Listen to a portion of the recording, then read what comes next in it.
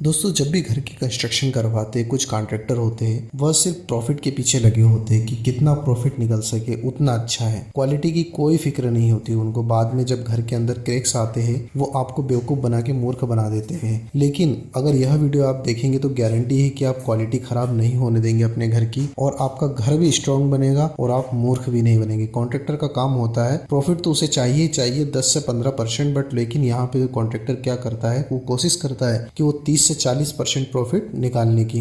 इसके चक्कर में आपका नुकसान कर देते हैं। नुकसान कहाँ से शुरू होता है दोस्तों? नुकसान जो है आपका फुटिंग से ही शुरू कर देते हैं। कई बार होता क्या है, एक्सक्वेशन का जब काम करता है कॉन्ट्रैक्टर या आपके घर की नींव की जो खुदाई करता है, हो सकता है आपके एरिया में पीली मिट्टी नीचे हो बट वहाँ पे वो खुदाई भी कम करता है। ऐसे में क्या होता है कि आपको जो हार्ड स्ट्राटा चाहिए नीचे वो मिल नहीं पाता है घर की नींव के लिए। तो सबसे पहली चीज आप ध्यान रखिए कि जब घर की खुदाई हो रही हो नींव की तो वो पीली मिट्टी आने तक करे, या फिर यदि आपके वहाँ पे ब्लैक सॉइल है तो आप वहाँ पे 10 फीट मिनिमम जो है पाइल फाउंडेशन करवाए, उसके ऊपर आप केप बनवाए। केप जो है या फिर जो आप स्क्वायर फिटिंग बनाएंगे उसकी थिकनेस जो है आपके जो स्ट्रक्चर इंजीनियर द्वारा दी गई ड्राइंग है उतनी ही थिकनेस रखे। क्या करता है ठेकेदार, यहाँ पे कंक्रीट की जो फिलिंग है वो कम करता है, थिकनेस कम कर देता है, जिसके कारण जो फुटिंग है वो आपकी कमजोर हो जाती है, घर की नींव कमजोर हो जाती है। इसलिए यहाँ पे आपको ध्यान देना है कि जो फुटिंग डल रही है आपकी वो प्रॉपर थिकनेस की डले। यदि आप अपने अंदाजे से बना रहे हो तो वहाँ मिनिमम आप 1 फीट का जो है डुप्लेक्स के लिए यहाँ पे 1 फीट थिकनेस की जो है फुटिंग आप जरूर बनाएं। वहीं दोस्तों जब कॉन्ट्रैक्टर कंक्रीटिंग करता है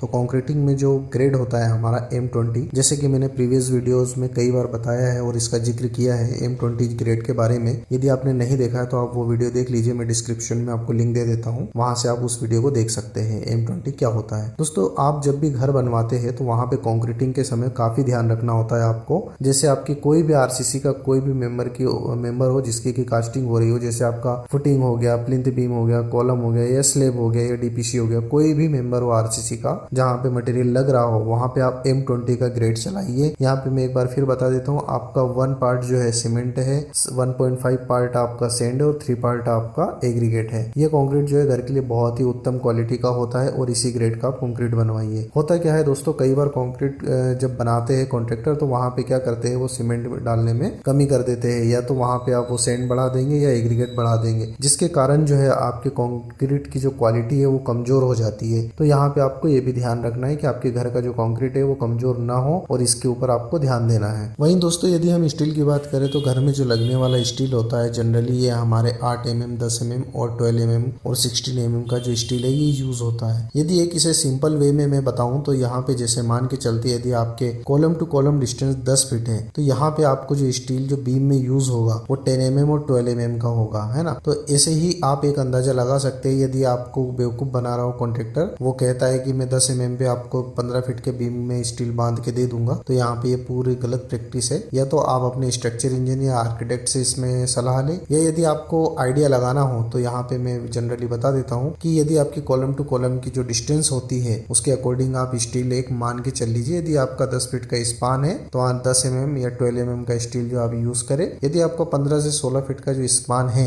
घर में कॉलम टू कॉलम डिस्टेंस है तो वहां पे आप 16 mm का जो है स्टील ये यूज करें, जिससे आपके घर की मजबूती भी बनी रहेगी और कमजोरी बिल्कुल नहीं आएगी घर के अंदर। वहीं दोस्तों हम जब स्लेब की बात करते हैं घर में, तो जब स्लेब आपकी ढलाई होती है तो वहां पे आपको एक चीज का ध्यान रखना है कि जो आपकी छत की मोटाई है, जो थिकनेस है वो कम नहीं होनी चाहिए। यदि मैं स्टैंडर्ड स्लेब की थिकनेस की बात करूं रेजिडेंशियल प्रोजेक्ट के लिए तो ये आपकी मिनिमम जो है 5 इंच होनी चाहिए। बट यहाँ पे कॉन्ट्रैक्टर जो है वो अपना मटेरियल बचाने के लिए, अपनी लेबर बचाने के लिए, पैसे बचाने के लिए यहाँ पे क्या करता है कि वो 3.5 से 4 इंच की थिकनेस की स्लैब कास्टिंग कर देता है। तो इसमें उसका मटेरियल जो है ये काफी मात्रा में बचता है, क्योंकि जो सरफेस एरिया होता है वो काफी बड़ा होता है स्लैब का, इस कारण यहाँ उस पर उसका अच्छा खासा मार्जिन जो है बच जाता है। तो इसी आपको चीजों का ध्यान रखना है कि आपके घर की जो स्लैब है वो 5 इंच से कम न डले, क्योंकि इसमें जो आपका नुकसान होने वाला है, पहली चीज तो कि आपके घर के अंदर जो है सीपेज बैठने के चांसेस यहाँ पे बढ़ जाएंगे, साथ ही क्रैक्स डेवलप जो होना है वो और अलग होंगे, इसके कारण ज्यादा सीपेज होगा आपके घर के अंदर। वहीं दोस्तों जो क्रैक्स होते हैं ये आपके RCC,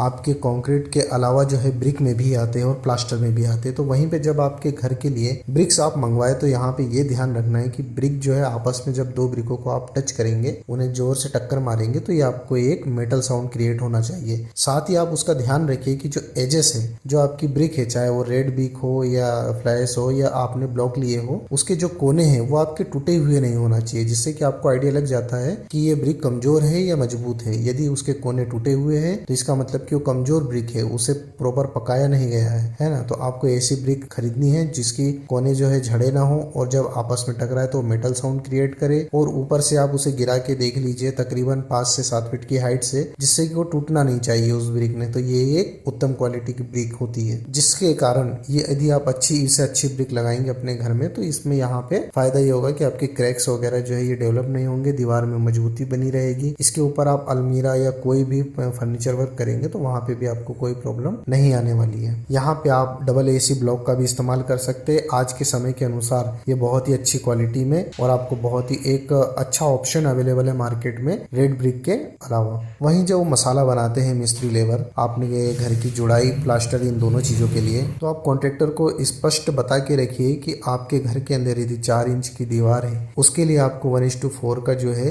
ये मोटार यूज करना है। यानी कि एक बैग यदि आपने सीमेंट लिया है तो 4 बैग आपकी सेंड होगी, या एक तगारी आपने सीमेंट लिया है तो 4 तगारी आपकी सेंड इस्तेमाल में आएगी। इससे ज्यादा आपको सेंड नहीं मिलाना है मसाले में। ये एक बहुत ही बढ़िया मोटार है और ये स्टैंडर्ड मोटार है। इसके कारण यदि आप इसे यूज करते हैं अपने घर में तो क्रैक्स आने की संभावना काफी कम आ जाएगी और मजबूती भी बहुत अच्छी रहेगी। साथ ही दोस्तों यदि आप स्लैब का प्लास्टर करें या आपके घर में किसी भी RCC मेंबर पे प्लास्टर करें वहां पे, और दीवार के लिए भी आप 1:5 का जो है रेशियो ये आप मोटार जो है इसका यूज करिए। यहाँ पे एक तगारी यदि आपने सीमेंट लिया है तो 5 तगारी आपकी सेंड रखिए। ये प्लास्टर के लिए बहुत ही अच्छा मसाला है। इसमें क्रैक्स वगैरह आने की संभावना काफी कम रहती है और मजबूती बहुत अच्छी होती है। बट आपको प्रॉपर जो है यहाँ पे तराई का ध्यान बिल्कुल रखना है। कॉन्ट्रेक्टर को या तो बोल के रखिए आप खुद तराई करे, या तो फिर आपको स्वयं करनी होगी या किसी को तराई के लिए रखना होगा यहाँ पे। वहीं दोस्तों क्रैक आने के पीछे एक और संभावनाएं होती है, जो आपके कॉलम और जो बीम्स होते हैं वहां पर आप ध्यान देंगे तो वहां से ही जनरली ज्यादातर जो क्रैक्स होते हैं वहीं से डेवलप होते हैं। तो वहां पे आप जब भी ब्रिक वर्क करें तो चिपिंग जरूर करें, आप टाके लगवा ले